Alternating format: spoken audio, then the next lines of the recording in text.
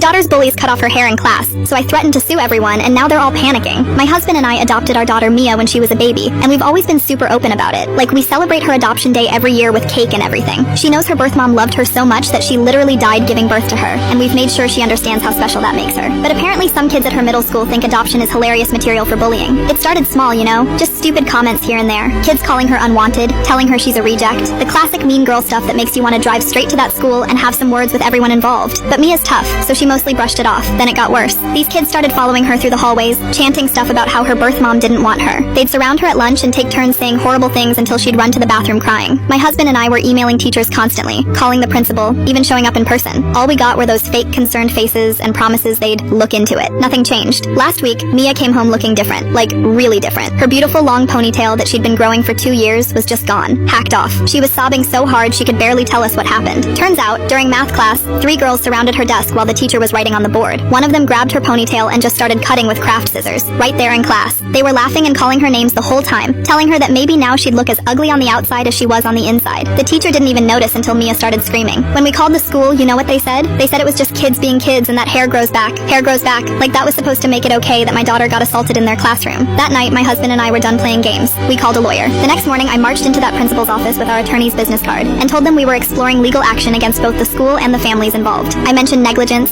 failure to provide a safe learning environment, assault, emotional distress, the whole thing. You should have seen how fast their tune changed. Suddenly, the principal was calling me every few hours with updates. The girls were being moved to different classes. They were implementing new anti-bullying measures. The parents of those kids were blowing up my phone, promising their daughters would never bother Mia again. But honestly, I don't trust any of them. These are the same people who ignored months of escalating harassment until I brought up lawyers. The same school that told me hair grows back. The same parents who apparently raised kids who think it's fun to torture an 11-year-old about being adopted. My family thinks I should back off now that everyone's suddenly taking action. They say I got what I wanted and should give them a chance. But I'm not stupid. The second I drop this legal threat, everything's going back to normal. Mia will be right back where she started. Except now these kids probably hate her even more for getting them in trouble. My daughter hasn't slept through the night in weeks. She begs us not to send her to school every morning. She cut her own hair even shorter because she's embarrassed about how choppy it looks. This isn't something that just gets fixed with a conversation and moving some kids to different classes.